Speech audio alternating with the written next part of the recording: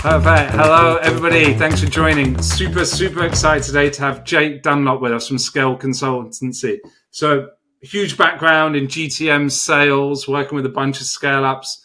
So, we're going to talk about outbound, SDRs, AI, all things sales. So, Jake, I'll pass over to you. Introduce yourself, and we can get into it from there.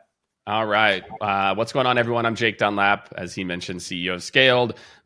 We are a 30, 40 plus person consulting firm. We do a mix of revenue operations, strategy, and execution. We're the largest deployment partner for many of the sales engagement platforms that you all might use. We do hundreds and hundreds of deployments and overhauls, and we also do quite a bit of other RevOps value chain work. How do we unclog certain bottlenecks to drive more deals or increase our sales cycles, both on the enablement playbook side and then the technical side. So I get a chance to talk to hundreds and hundreds of CEOs and VPs of sales that are, trying to figure out outbound. Our latest report said that we did, what was it? Only, 15% of teams were hitting their numbers, 15 to 20% of teams were hitting outbound. So I definitely have some opinions and ideas on the people that are doing it, what they're doing, and to make it work in this nice. Climate. No, I'd love to get into on that, like outbound, why people suck at it, why people are good at it, what's working, what's not, what's changing. I guess before we get into it, like just a bit about your background before starting Scaled. Yeah. We were just chatting before this, right? I think I started my sales career in 2004. I've got the gray hairs. How did you get into it? It looked like you were starting as an AE, went into a kind of in sales, HR tech, recruiter. So I was in sports. I wanted to work in sports coming out of college, like a lot of people. I was very fortunate. I got a job with a Major League Baseball team right out of college with the Tampa Bay Rays. Was in sports for about 2.5 years, and was in Phoenix then at the time. And there's a company at the time, it was one of the largest job sites called Career Builder. They were building an office, and so that was kind of my foray into tech. I was a sales leader there for multiple years. Got my MBA. Not a lot of sales leaders get their MBA. I can talk a little bit about that in a sec. And I've made a lot of moves in my career, and I've always been very intentional in my career about taking on more responsibility over more money at all times. The money will come. I trust I'm going to live a decently long life. Who knows? Maybe I won't. But very early in my career, I was taking moves to get more responsibility, move up, be in leadership, etc. Because I knew that over time it would max out my earnings. So I was the number one leader 2 years in a row at Career Builder because of the work that I put in. There, a Glassdoor came knocking. I was the VP of Sales, Success, and Operations at Glassdoor. I built the sales organization, really the 0 to 1 million in MRR in about a year. Hired 40 people in a year, scaled that. They ended up exiting for 1.2 billion in 2018. Left Glassdoor after under 2 years, went to another startup, and then just realized, why am I doing this for other people? Why? Like the life expectancy of a VP of sales, it doesn't even matter how good you are. It's just like the stages you go through is, I think it's down to like 16 months is the average or something. Yeah, so I'm like, look, I love building. I love sales. I love the art. I love the process and science of sales just as much as the art and technique side. And started Scaled with the idea that I saw marketing had all this help. Marketing gets like PR agencies, web design, performance marketing agencies, like nothing like that existed for sales of like expert tactical support help. And every consultant I worked with in different roles is like great at giving me a bunch of reports. And I'm like, what do I do with this? Like, I need someone to help me to like get this, shit done. And so I started Scaled really to kind of solve that problem, to be a tactical partner to these leaders as they're scaling, bringing different like expertise, similar to what, marketing gets in, the agency world. So that is a very quick. To like coming in. So I agree. Like, yeah, I've seen marketing. They get their content agencies, PR agencies, SEO agencies, ad agencies. Sales, we get training, like sales training. That's about it. And yeah, you can go to that like an solves annual, everything. Like some sort of medic, Sandler. Don't get me started with this. Think about sales, right? Real quick. I just want to double click on that. What other part of the organization says, hey, we have a problem. You know what we need? A 4-hour training to solve it. Hey, our accounting, our books are screwed up. You know what our CFO or what they should do? Bring in a trainer for our accounts payable. No, it's literally insane that sales continues to try to solve change management or foundational problems with a 4-hour training. Like it is beyond not logical. And again, we don't do one-off trainings. I mean, if it's a current client or part of a deployment, yeah, we'll do some workshops or an SKO or I'll do an SKO or something. But it is pretty mind-blowing that training is the go-to answer for a lot of foundational issues. Why do you think that? Do you think it's because the business thinks salespeople are stupid, we're not good at our jobs, why do you think I think there's a variety of reasons why we go there. One, it's cheap and it's easy. Change is not cheap or easy. And we would love it. It would be great if, look, training is fantastic. If you're already at a 201 and you're trying to get to like a couple extra skills or tips, training is amazing for that, right? Mm-hmm. But if the issue is our team's not hitting outbound, just doing a training with them for a few hours on how to write better outbound emails ain't going to solve the problem, right? So training has its place in this ecosystem, but I think sales leaders always want to move so fast and not invest the time it takes to actually make the change. And so they look for the shot in the arm option, and then they wonder why they're in the same spot, 6 months later. Yeah. And that's it. It happened. And I've seen it, these enablement calls, they come in and they will do a bunch of cadence training and they'll make everyone sit there until they're like bored off their head by the end of the day. What do you do then? So like, give me an example. Like you go into a company, how do you help them? Is it just outbound? Is it RevOps? Is it deal management, qualification? Yeah, there's a lot. Helping poor performing. Yeah. I mean, look, and I'll just give you all, whether you work with us or not, doesn't, whatever. Yeah. This framework you can apply to anything. The first thing that I'll mention is we have to start to treat outbound the same way we treat performance marketing. And I'll just do a quick analogy, and you can please try to poke holes in my analogy. If you have, let's say you have 10 SDRs or sales reps that are prospecting. Let's say you're spending on average $8,000 a month. That's probably really low, right? Let's say $10,000 a month. That'll make it easier for me. So you got 10 people doing prospecting, $10,000 a month. You're paying, that's $100,000 you are investing in generating a qualified opportunity. $100,000 a month. Mm-hmm. Marketing is spending $100,000 a month on Google AdWords. Marketing typically spends at least 10 to 20% of that budget to optimize it in real time. So marketing spending $10,000 to $20,000 of that $100,000 a month to optimize performance. Outbound teams are optimizing performance every 6 months. Like imagine if marketing hired an agency for Google Ads and they said, here's what we're going to do. We're going to set up a bunch of your Google AdWords and keywords and campaigns, and then we're going to check in 6 months. You'd be like fired immediately, never hired. So step one is that your organization has to have a optimization mindset. That if you don't believe, this is just basic math, which is if you are pumping hundreds or thousands or tens of thousands of data points through a system, you have enough. It's called a law of large numbers. You have enough data to optimize it. And so, for us, we try to get organizations in that mindset of, I need to, go ahead and create. And again, so step one is mindset. And then step two is just creating a team to do it. It really only takes a few hours, every couple of weeks to do this. So, and you have to try to eliminate the opinions. Like I am very much, for some reason I liked chemistry growing up. I don't really know why, but very much a scientific method fan, and the scientific method is like, I have a hypothesis, I test the hypothesis, it works or it doesn't. There's no feeling behind it. I think that we should send an email like this. I think we should do this. Cool. A/B test it and then let the data wash it all out. So you have to make sure that you are looking at outbound like an optimization exercise, the same way you would a Google AdWords. And that means changing content more frequently, and moving a step. Like we've actually got a brand new data product for one of our partners where I can tell you which step people are converting. It's like, oh, why are more people like, what's happening at step 4 of this? Can we move that to step 1?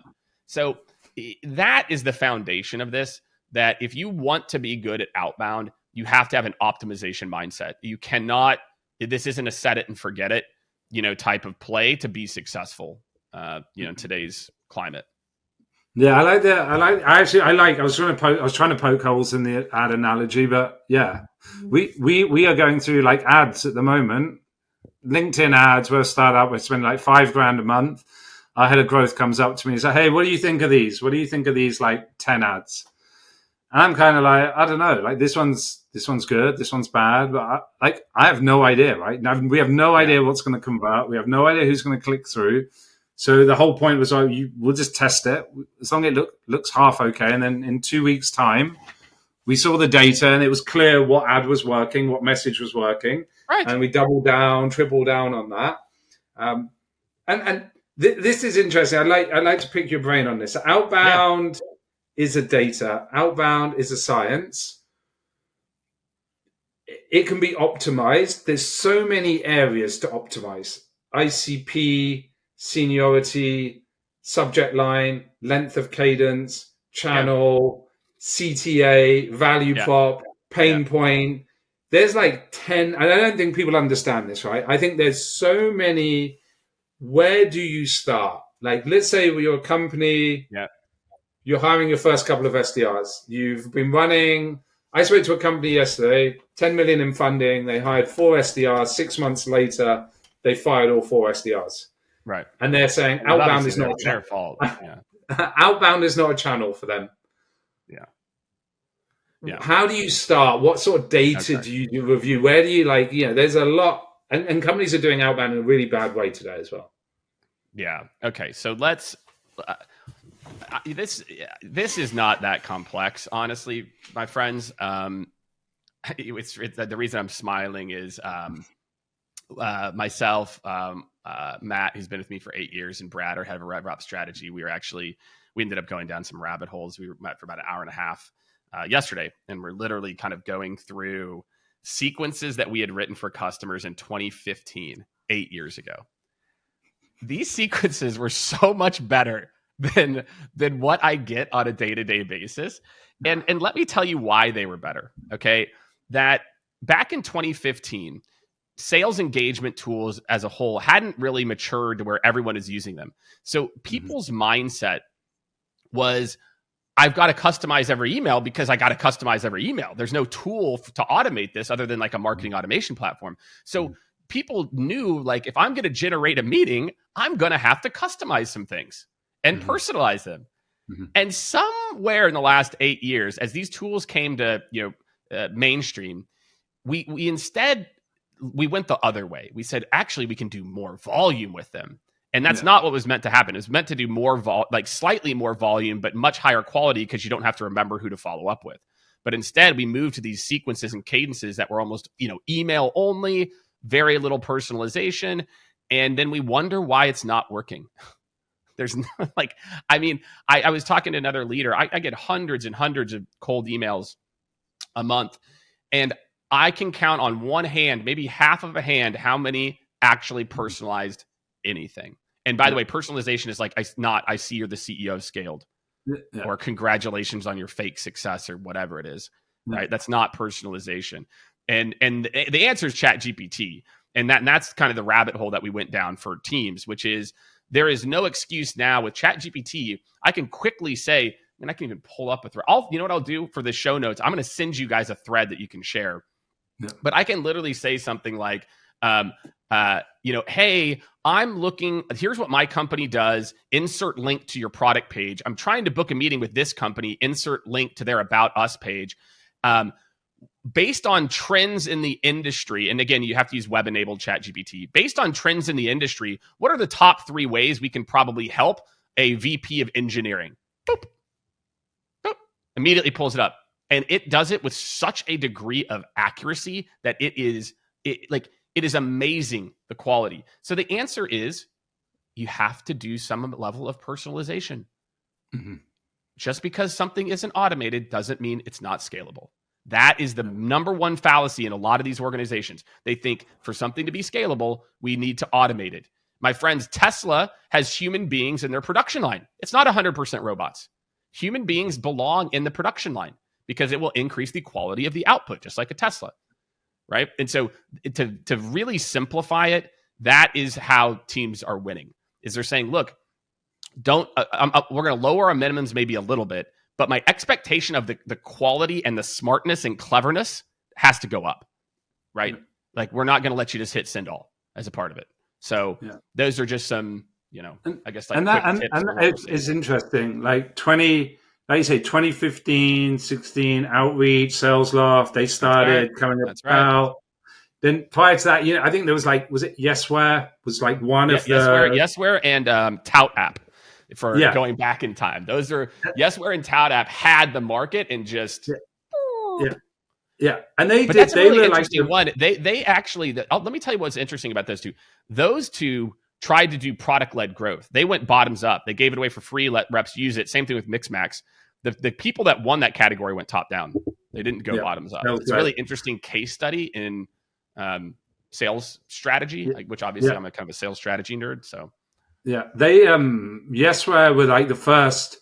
We'll let you send 6 emails. They were kind of like, I used them. They were like $15 a month or something. It was cheap, really cheap.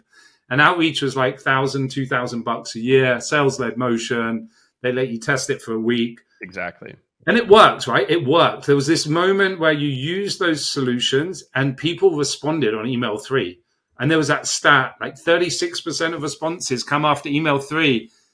And not everyone was using it. And then everyone got addicted to the drug of, sequencing is mind-blowing. Working. So to be very clear, here's what happened. Because email wasn't destroyed as a medium. In 2016, 17, it actually wasn't the end of the world. The problem is we stopped training people how to cold call. We stopped training people how to personalize. And so then what happened is we created a whole generation of SDRs that don't know how to do this. And so fast forward to okay, we burned that channel. Now we need to go back to how we're doing it. Teams don't want to go back to that. And but not realizing it's the only choice. It hasn't been working for multiple years. And again, we do this survey every quarter. Every single quarter, the numbers are either very similar of teams not hitting outbound or they go down. Every quarter for the last, we've been doing this for a year and a half, 2 years. Yeah. And I think there was once upon a time, 5% was considered a good response rate. Then it was kind of 3% was considered a good response rate.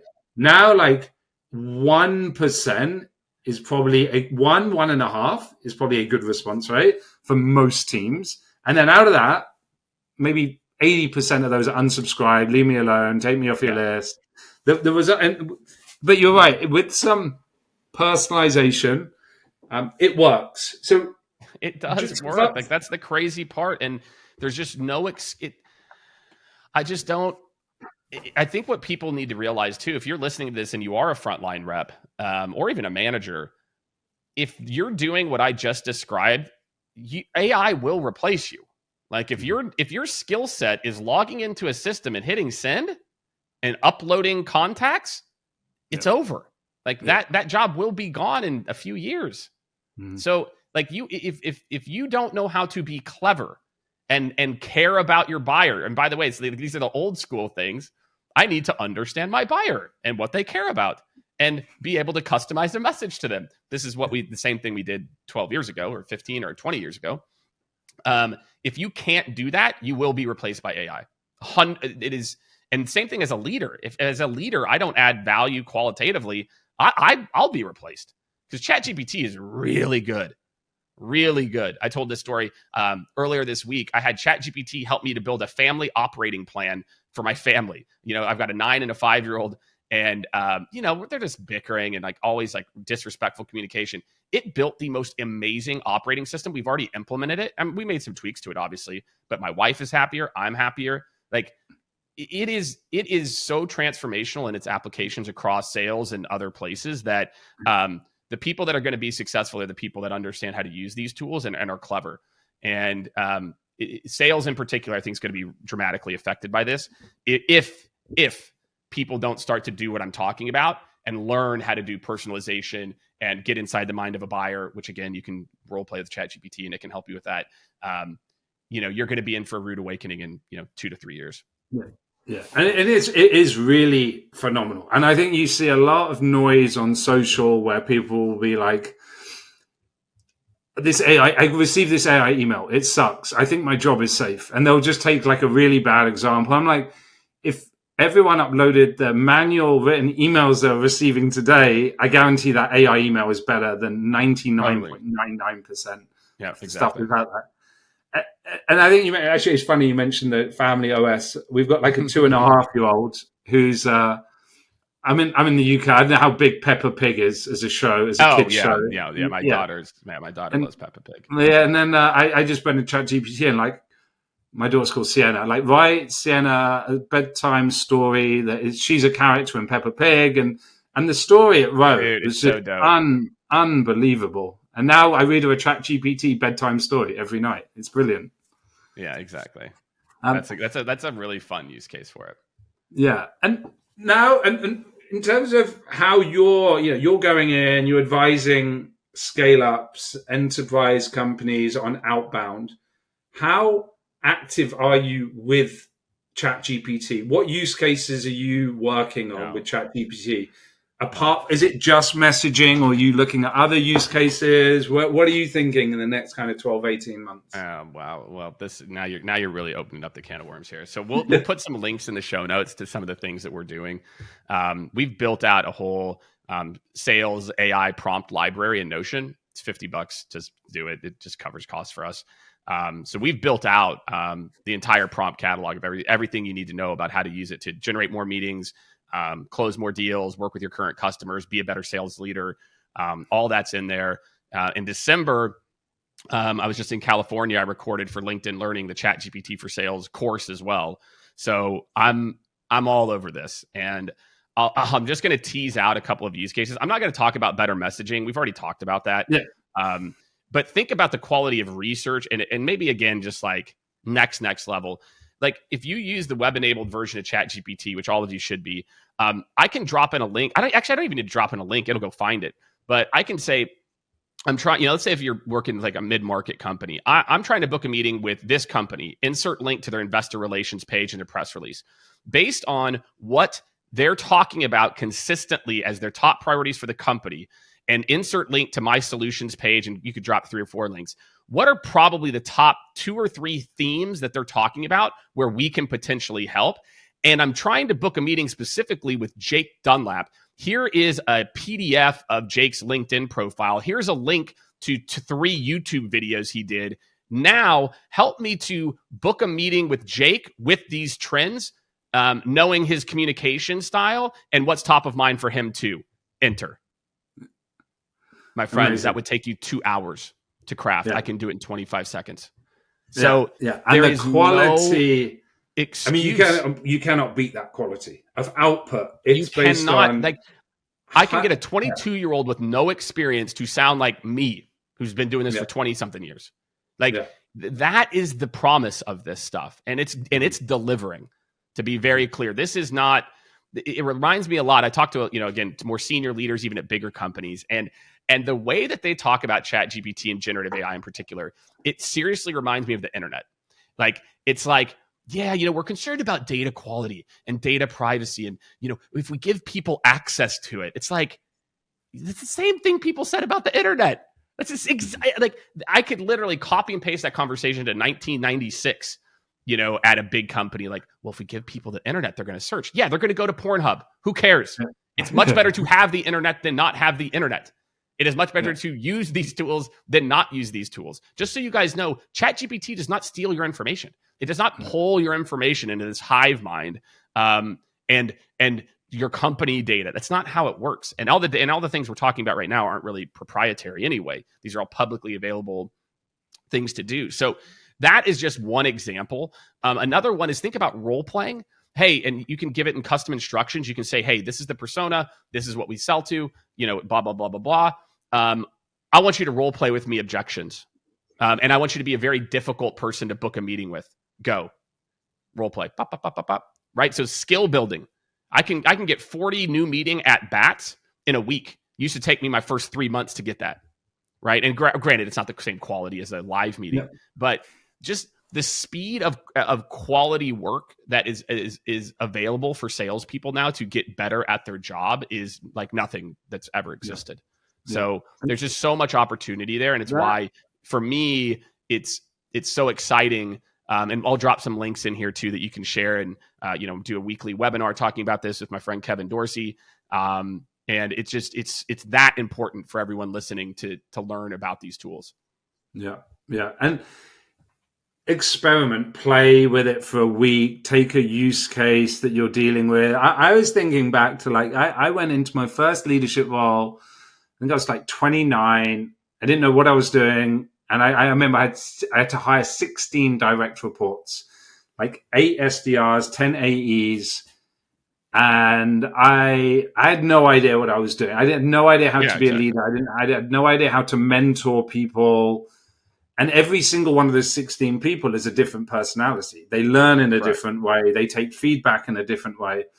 And I keep thinking, wow, imagine some of the ChatGPT use cases I could have for my speak to Jake in this way, or he's underperforming in here, or correct. And I was like, that could have made me become such a better, more efficient. That is a phenomenal use case. Phenomenal. And now let's take it a step further. Jake sucks at account planning. Right. And God, I want to have a conversation. I'm worried he's going to be combative. Help me write a script to have this conversation with Jake and make sure he's combative in the script. Now let's take it a step further. ChatGPT, help me write a 6-week training program with 30-minute agendas focused on helping Jake get better at account planning, specifically at getting warm introductions and having executive conversations. And it will write a 6-week training program for Jake to get better at that. It would have taken me an hour or plus to put that together. And I probably would have missed 1 or 2 things. So instead I can do it in 25 seconds and then I can spend 10 minutes customizing it. And it's a better quality than anything I could have came up with on my own. So the people development side, the leadership applications are very real. Very, very real.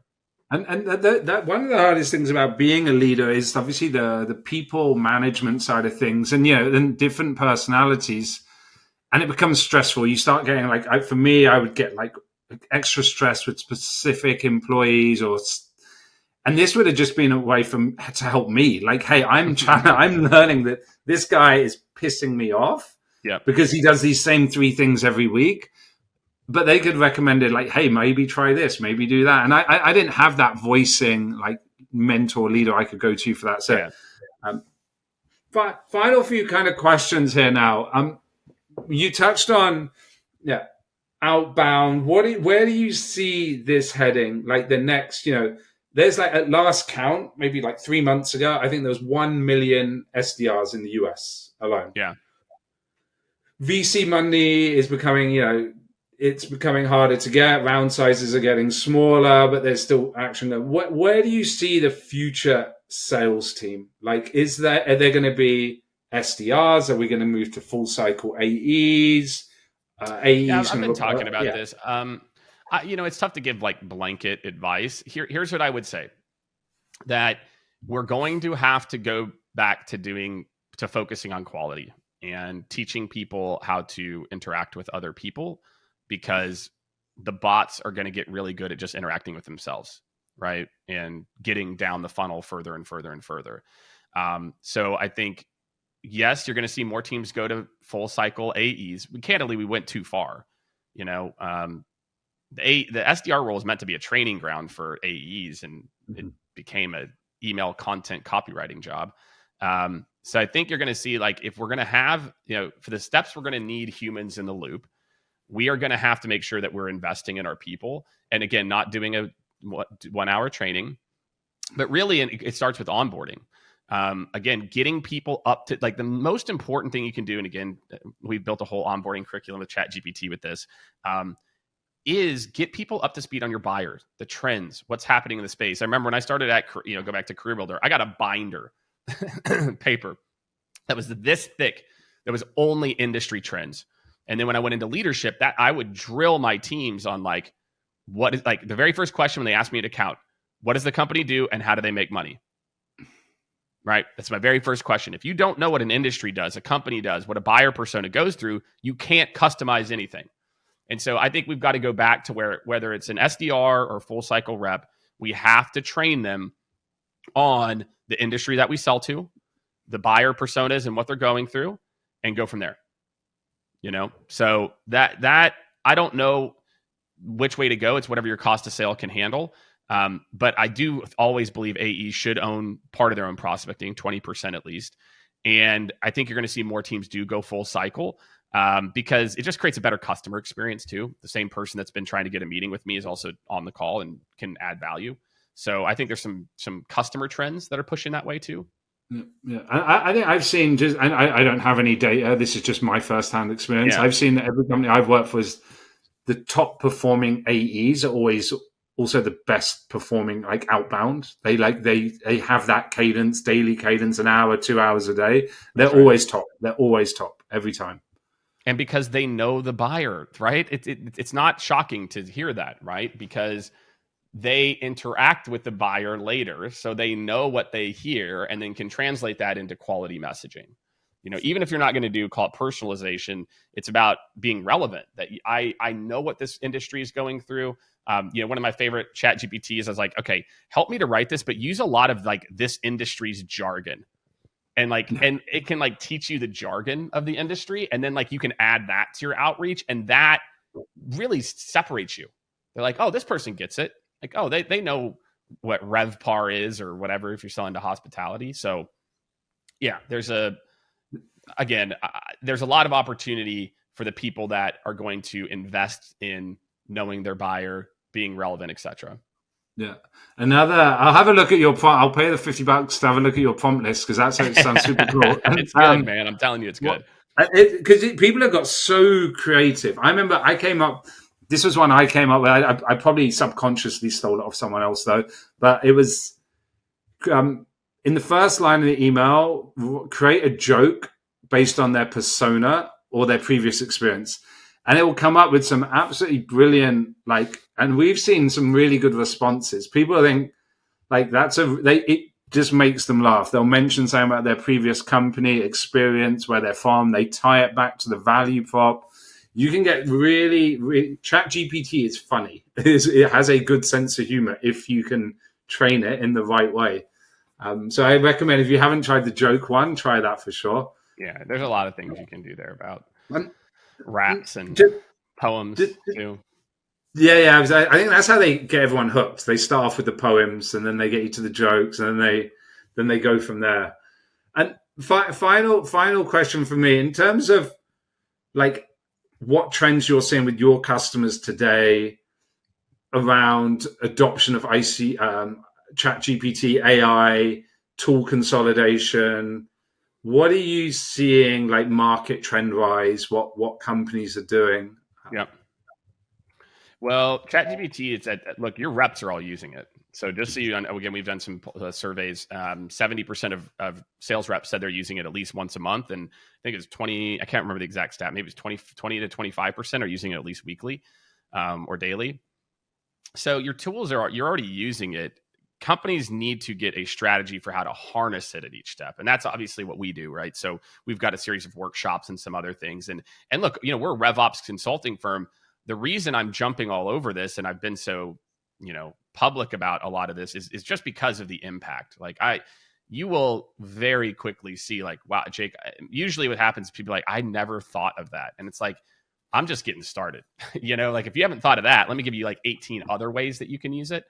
So I think on the Chat GPT, it's about having a strategy, and obviously, hit me up and I can give you some best practices, or just follow along. I post a lot of this stuff too, and do, webinars and things that are all free. Tech stack consolidation is very real. If you aren't doing a good enough job of tying what your product does to some type of ROI, you're going to be in trouble. And so it's going to be absolutely critical that, if you've got a renewal coming up 3 or 4 months out, do you have a way to track return? And if you think that your return is, call it productivity gains, can you prove it? Can you prove that you can make people more productive? So I would just say, on the customer success side, you guys got to get to work. that you are going to lose out because these other tools are like, well, you don't need all these other point solutions. Our tool can do most of this at like 70%. And it'll save you $200 per month per rep. So if you don't want to be in that fat that gets cut, you need to have a plan there as a part of it. So I think those are the two big ones, is like, you're going to have to prove ROI. Consolidation is very real. All these people are coming into each other's space: Outreach, Sales Loft, Gong, Zoom Info. There's Apollo. Like, those 5 right now are literally doing like 75 to 80% of what all the other ones are doing. You know what I mean? So some of them do data, some don't, whatever. So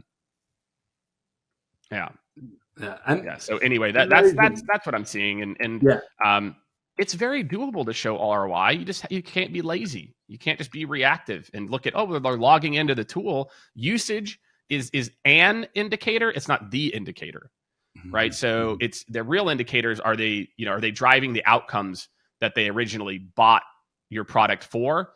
Not did people log in? And I think not a lot of people do a good job of tracking that. Yeah. Amazing. Jay, I think you've kind of covered quite a bit here. I think I'm kind of taking away from this, like, getting back to the fundament. There's like getting back to there's AI, but there's getting back to the fundamentals. Like, know your customer, know your industry, have your daily cadence. Don't be lazy. We kind of went through this like predictable revenue, robot mode, loads of money flying about. Yeah. And now AI is going to make up the people who want to like get like a leg up on everyone else. This is the time to do it. But if you're not doing the fundamentals, if you're not looking at this at your business, you will fall behind. You'll get replaced. But if you use it, you will get ahead. It really is as simple as that. Yeah, exactly. The good part is you might hear what I'm saying and get nervous. It's like we are at step 0 of this. If you think the use cases I'm telling you now are bonkers, I mean, buckle up, because it's just going to get more and more. And that's what I did. I fired myself as CEO for about a week or so, and I just started getting deep into this and started playing with it. Well, if it can do that, can it do this? If it can do that, can it do this? And even if you've been in the game for 20 plus years, you need to treat this like you just started. You need to treat this like, you just opened up Salesforce for the first time and had to figure it out. So, don't be scared. It is what it is. Learn how to harness it, and you're going to be in a great spot. Yeah. Amazing, Jake. I've absolutely loved it. It's great speaking to you. If anyone wants to follow you, find you, LinkedIn, the best bet, website, where do we definitely go? Check out. Yeah, I would say we'll drop some links for you all to check out some of the AI stuff and some of the things we're up to. LinkedIn, I post every day on LinkedIn about different sales and technology related topics. So follow me on LinkedIn. This is Jake Dunlap. Check out YouTube as well. I'm putting out quite a bit of sales content on YouTube if you like videos and things like that. So DM me on LinkedIn. Check out what we're doing with AI on the scaled side and in general, and check out the YouTube. Let me know what you think. Amazing, Jake. Thank you so much for your time today. Make sure everyone follows Jake, and then we'll be in touch. We'll add those notes as well, and I, for one, will be getting that prompt list straight after this. Let's do it, man. Cheers, Jake. Thank you so much. All right. Thank you. I enjoyed it.